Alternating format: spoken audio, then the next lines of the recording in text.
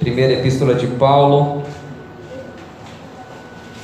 aos Coríntios, capítulo 1, versículo 22. Porque tanto os judeus pedem sinais, como os gregos buscam sabedoria, mas nós pregamos a Cristo crucificado, escândalo para os judeus, loucura para os gentios. Mas para os que foram chamados, tanto judeus como gregos, pregamos a Cristo, poder de Deus e sabedoria de Deus. Vamos dizer juntos: poder de Deus e sabedoria de Deus? Vamos lá.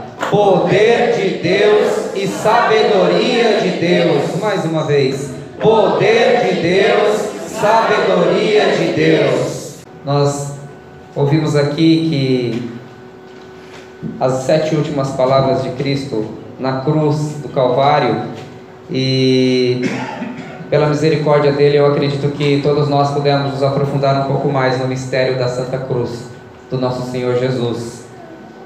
E o apóstolo Paulo, quando escreve essa carta aos Coríntios, ele dizia: nada me propus saber entre vocês, a não ser a Jesus Cristo e a este crucificado.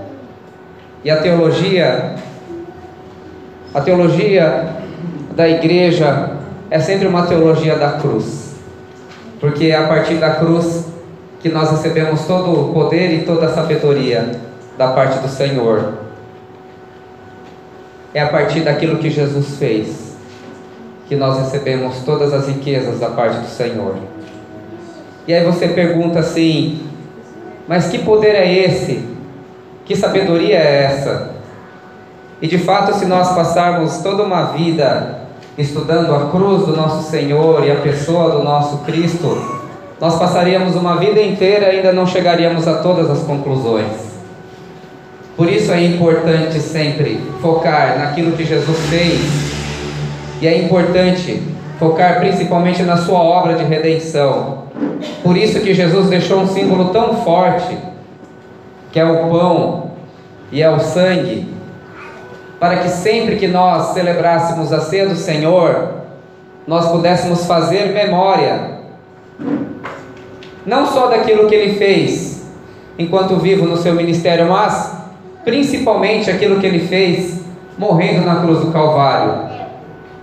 A história de Jesus é uma das poucas histórias que a gente conta e pula do nascimento para a morte, quando nós fazemos a nossa confissão de fé.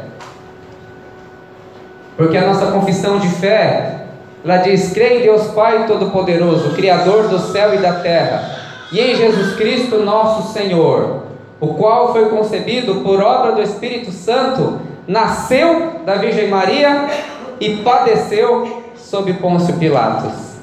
É a única história que se conta assim, pulando do nascimento para a morte. Por quê? Porque Jesus foi o único homem a vir neste mundo que veio com o propósito e com a missão de morrer. Jesus nasceu com a missão de morrer e dar a sua vida por todos nós. Por isso que a cruz de Cristo é poder de Deus e sabedoria de Deus. A cruz de Cristo é poder de Deus e sabedoria de Deus para perdoar. Porque lá em Colossenses 2, 13 e 14, Paulo escreve assim: perdoando todos os vossos delitos, tendo cancelado o escrito de dívida. Conforme foi dito aqui, era como se Jesus, se o Senhor ele tivesse, imagine assim, você tivesse uma lista de erros e de pecados que você cometeu na sua vida, e aí ele fizesse assim e cravasse na cruz do Calvário. Foi isso que ele fez com os pecados de cada um de nós. Ele rasgou o escrito de dívida, onde estava escrito adúltero, onde estava escrito mentiroso, onde estava escrito cobiçoso, onde estava escrito iracundo, onde estava escrito blasfemo, onde estava escrito enganador, onde estava escrito fingido, onde estava escrito lascivo. Você cometeu todas essas coisas. Ele rasgou e encravou na cruz do Calvário. Então, por conta desse ato, não existe absolutamente nenhuma condenação sobre a sua vida, porque você foi inteiramente perdoado por Jesus Cristo, nosso Senhor. Não é que Ele deixa um pouquinho de pecado para perdoar e te transforma num dependente.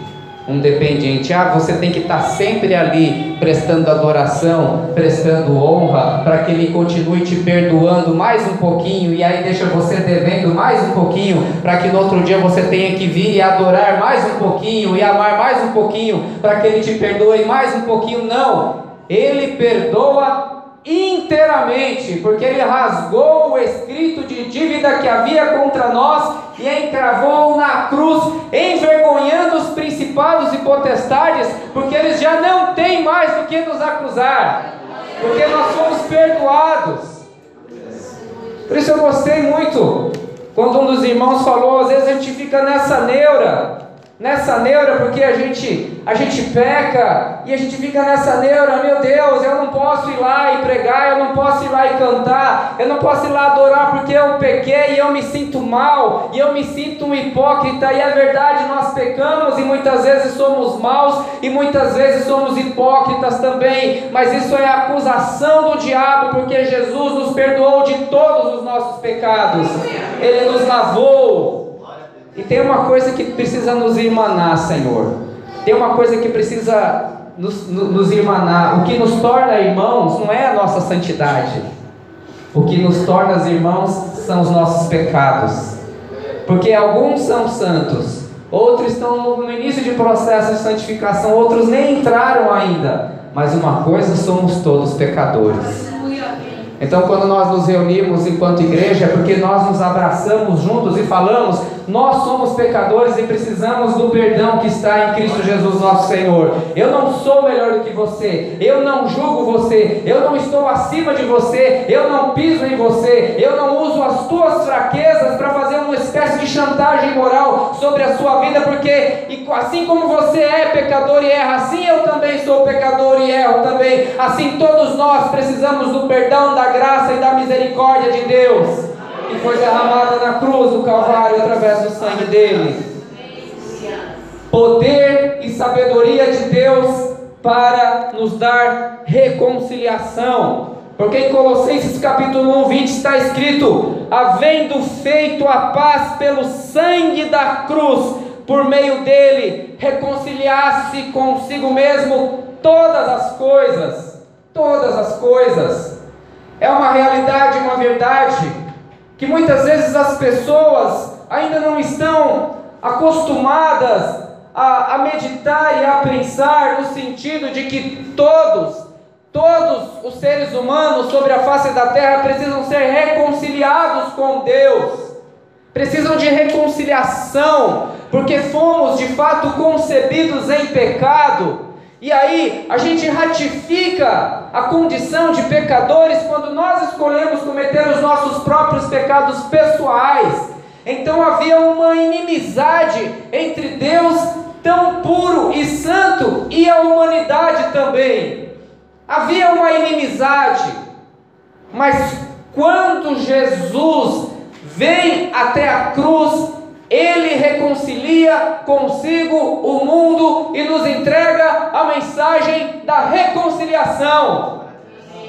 Por isso, o apóstolo Paulo diz: por isso, em nome de Jesus, nós exortamos todo homem e toda mulher para que se reconcilie com Deus. Alguém era capaz de fazer isso por si próprio? Não. Ninguém era capaz de fazer isso por si mesmo, porque ninguém conseguia viver em absoluta santidade e obediência à lei. Mas quando Jesus se encarna, vem até a cruz, morre em nosso lugar, o castigo que nos traz a paz, estava sobre Ele.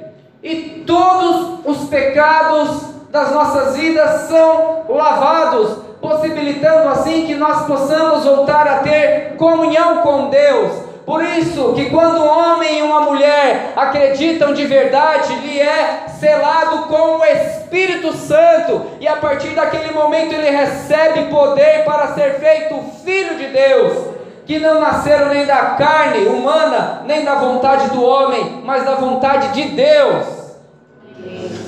Por isso que você é exortado, nós somos exortados a aumentar essa amizade com Deus, porque Jesus abriu um novo e vivo caminho, nos dando o Espírito Santo dele, para que ele imprimisse em nós a natureza de Deus, o fruto do Espírito Santo, para todos aqueles que vivem unidos a Cristo, porque quem crê em Jesus é uma única alma com ele. Poder de Deus e sabedoria de Deus. Poder de Deus e sabedoria de Deus para realizar justificação. Justificação. Porque lá em Romanos 3:24 diz: sendo justificados gratuitamente por sua graça. É em Romanos que diz que todos pecaram e separados estão da glória de Deus. Lá no início de todas as coisas, o Senhor tinha dito: a alma que pecar, essa morrerá. Todos pecaram, logo todos morrem. É a lei, igual e válida para todos. Mas quando Jesus vem até o mundo, se encarna, vive uma vida de santidade, ele vive a semelhança dos homens, porque ele é homem como nós, mas ele cumpre a lei, não comete nenhum pecado, nenhuma falha, nenhuma mácula, nenhuma ruga no seu caráter. E quando ele morre na cruz, ele sofre a pena que era destinada para mim e para você, e a justiça dele é colocada sobre a sua vida, e o seu pecado foi colocado sobre Jesus. E quando você, pela fé, recebe essa palavra, você se torna justificado por fé, justificado pela graça. Foi lido aqui: ele se tornou pecado para que nós pudéssemos ser feitos justiça de Deus. Ele se tornou pecado. O Tiago bem disse aqui: como isso?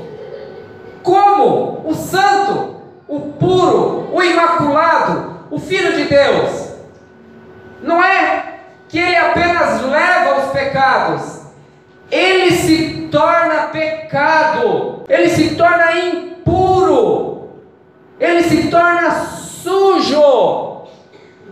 Por isso ele é objeto da ira de Deus e do Pai.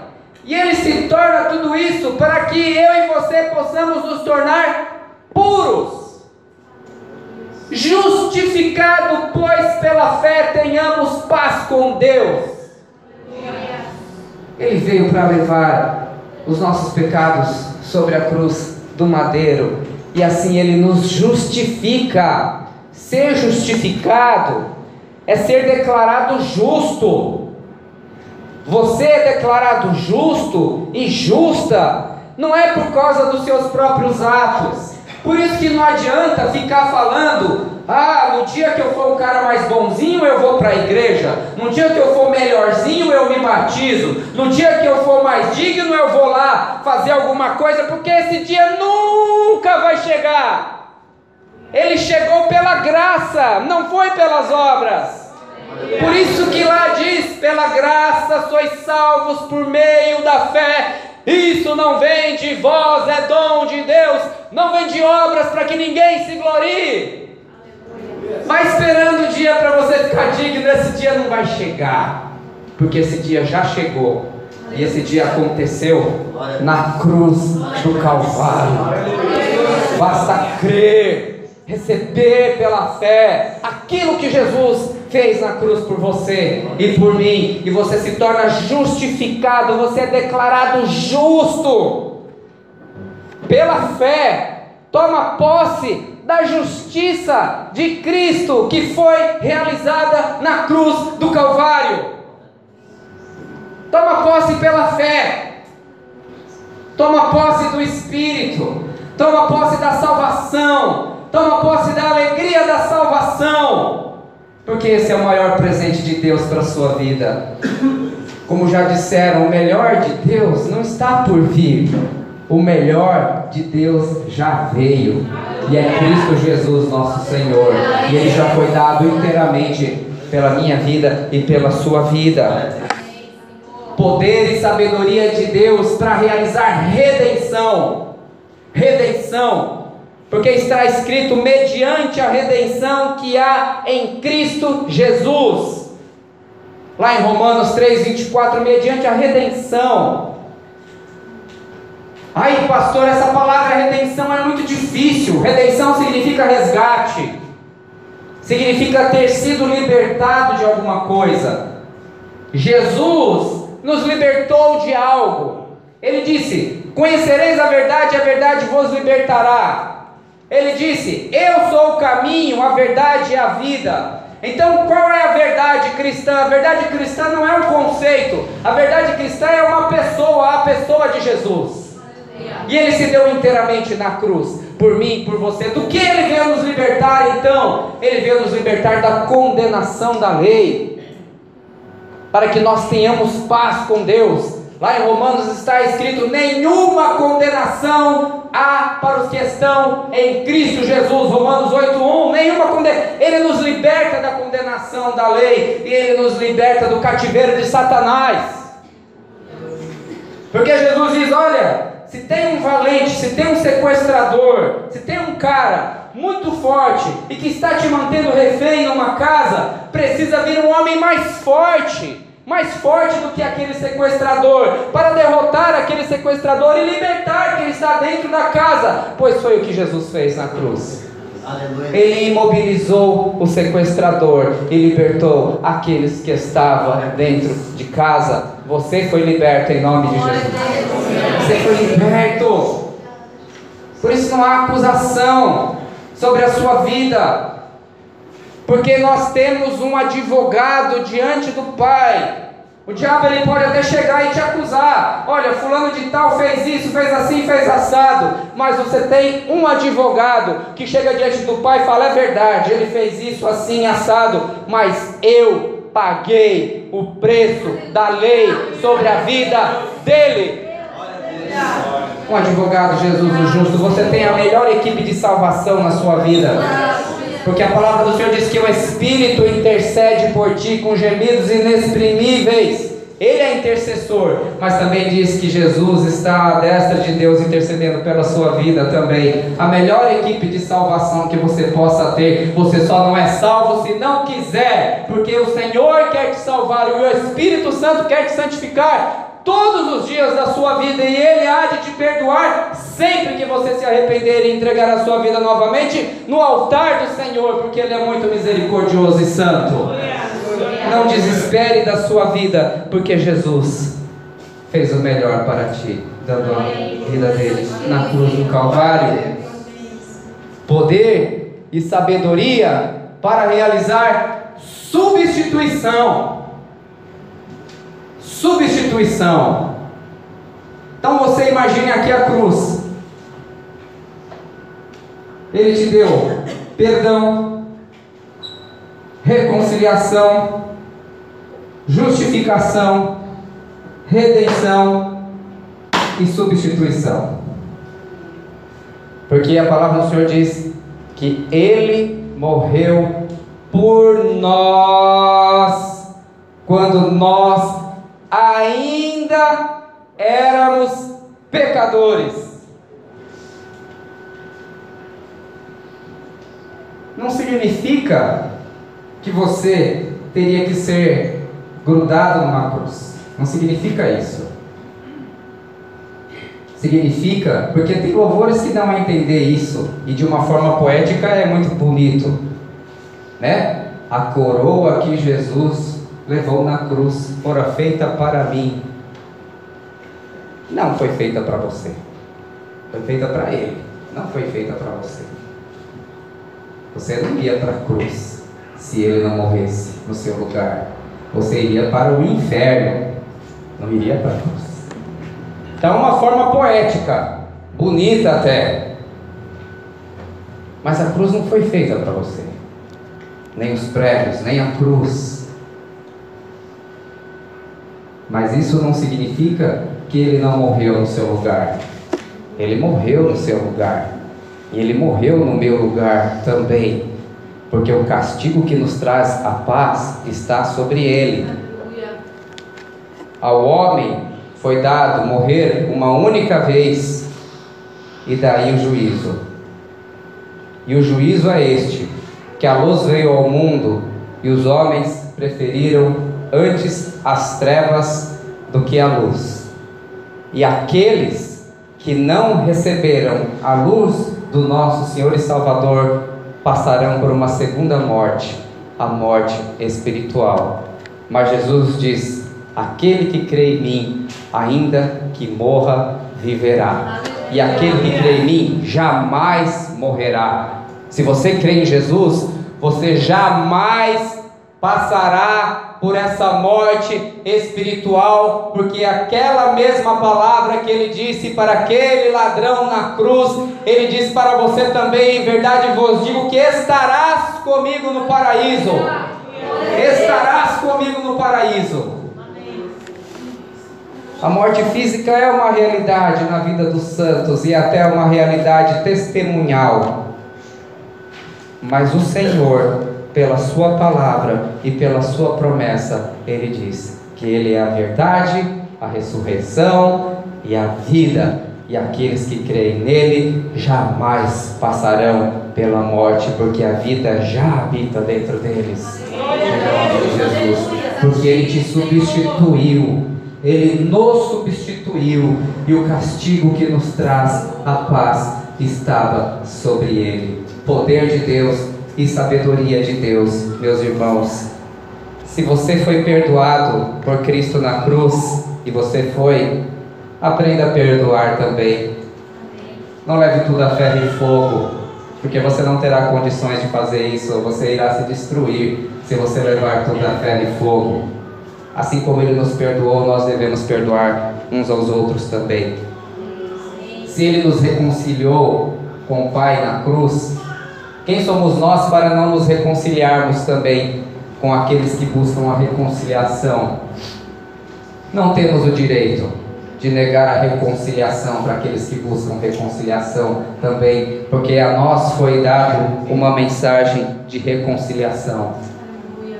Se nós fomos justificados por fé e mediante a graça, por causa do mérito de uma outra pessoa, que foi o Cristo, fomos justificados pela graça, nós temos que aprender a ser graciosos com as outras pessoas também. Porque nesse mundo, não digo que você não tenha que se esforçar, precisamos nos esforçar, mas as coisas mais importantes dessa vida não se alcançam por mérito, se alcança por graça. Então, assim como nós não recebemos a salvação por mérito, mas por graça, assim também, nos nossos convívios uns com os outros, nós não podemos imprimir uma ideia de mérito sempre, mas uma ideia de graça também, porque todo mundo precisa de graça. Todo mundo precisa de graça nas relações, porque o tempo todo nós estamos nos ofendendo, o tempo todo nós estamos nos chateando, e o tempo todo nós não correspondemos às expectativas que são colocadas sobre nossas vidas, a maior parte do tempo. Por isso que, se uma comunidade quiser sobreviver, pode ser uma comunidade de 2 ou 3 pessoas, ou de 300, só onde imperar a graça de Deus. Se nós somos resgatados do poder da morte, do poder do diabo, do poder do pecado e do nosso ego, não se faça escravo novamente dessas coisas. Porque aquele que uma vez liberto voltou a cometer as mesmas coisas, tornou-se o seu último estado pior do que o primeiro. Vou dizer novamente: aquele que uma vez perdoado, experimentou da graça, experimentou do perdão, experimentou dos poderes celestiais, ele volta a cometer as mesmas coisas. É como se fosse a porca lavada voltando para a lama, ou o próprio cachorro comendo o próprio vômito, porque o seu segundo estado se torna pior do que o primeiro. O segundo estado se torna pior do que o primeiro. Quando você caminha pelas ruas, você vê um monte de homens chamados Ezequiel, Josué, José, Pedro. Aí você conversa, um era diácono, o outro era presbítero, a outra cantava no louvor. Entende essas coisas? Então, se você foi liberto, não se faça escravo dessas coisas novamente, jamais. Não se permita ser escravizado. Pastor, o que eu faço quando eu pecar? Corre para a igreja, corre para Deus, corre para a confraria, porque a palavra do Senhor diz assim: se nós andarmos na luz como Ele na luz está, temos comunhão uns com os outros, e o sangue de Jesus nos purifica de todo pecado. Nós somos a luz do mundo. Jesus disse: vós sois a luz do mundo. Andar na luz é andar com aqueles que são filhos da luz.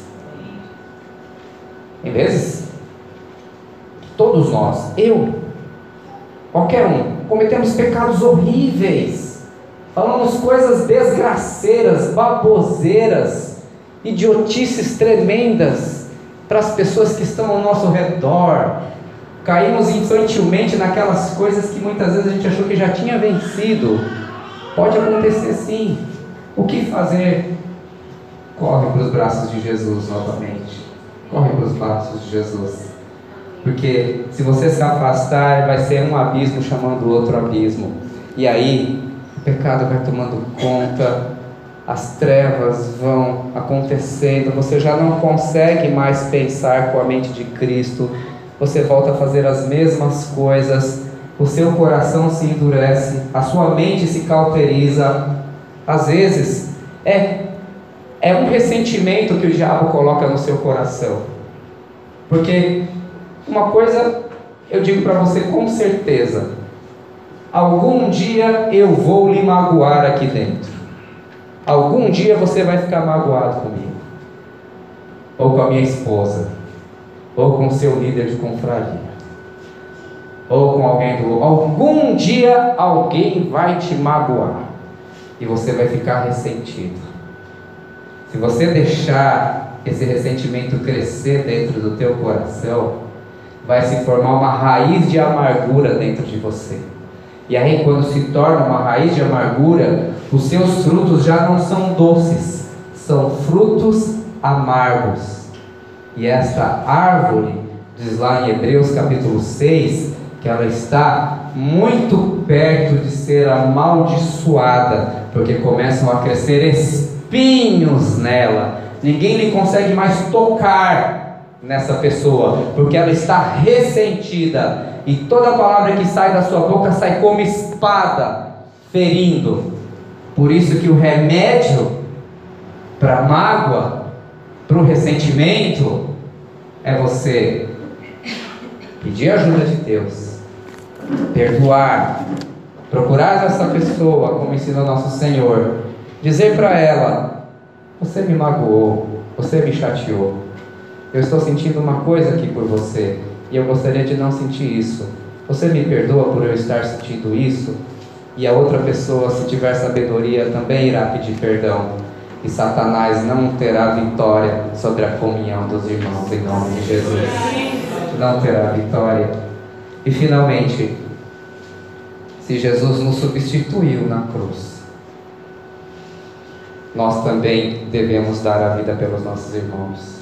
Porque Ele diz isso no Evangelho de João: para nós nos amarmos como Ele nos amou. E ninguém tem maior amor do que esse, que não seja dar a vida pelos seus amigos. Dar a vida não é somente um ato de entrar na frente de algum irmão quando ele está ameaçado de ser torturado ou atirado. Esse é o ápice, é a verdade, e precisa acontecer também.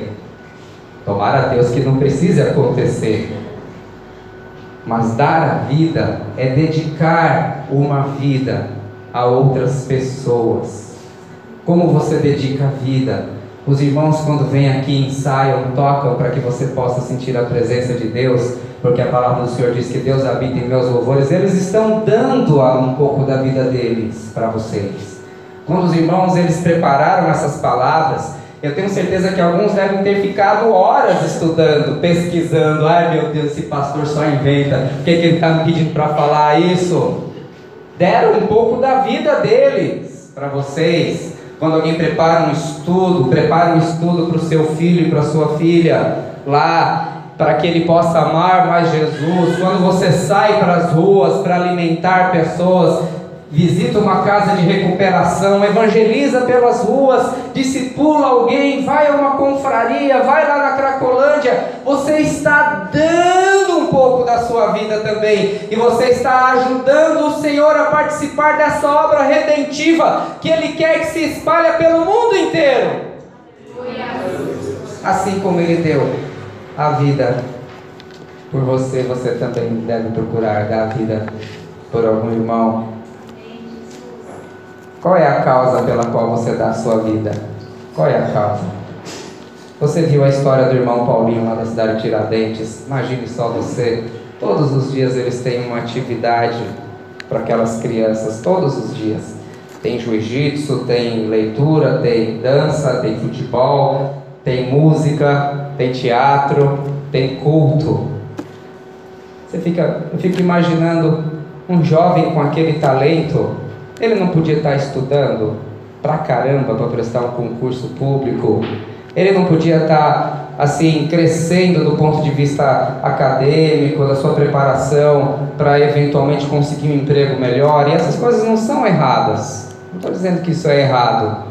Ou então alguém que entre aspas perde uma sexta-feira que podia estar com a sua namorada, podia estar com a sua família e vai lá para Cracolândia, pelo amor de Deus. Tentar resgatar, falar com 1000 pessoas, tentar resgatar uma, sabendo que aquela uma provavelmente não ficará uma semana. Qual é a causa pela qual você dá a sua vida? Qual é a causa? Ah, pastor, a causa que eu dou a minha vida é a minha família. Isso não é causa, isso é obrigação. Porque é a sua obrigação, porque você escolheu formar uma família. Isso está sobre a sua vida, está sobre a vida de qualquer incrédulo também.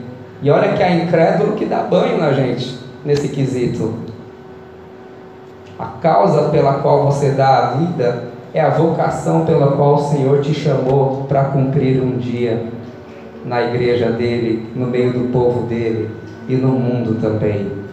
Ah, o Senhor me chamou para ler história para as crianças lá no Hospital do Câncer. Vá ler história para as crianças no Hospital do Câncer.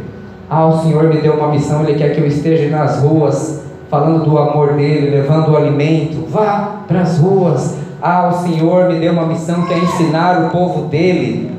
Aí você está lascado, você tem que estudar a Bíblia pelo menos umas 3 horas por dia. E depois de uns 10, 15 anos você vai estar preparado para pregar o Evangelho aonde você for chamado. E assim sucessivamente. Se Ele deu a vida por nós, nós também precisamos dar a vida pelos nossos irmãos.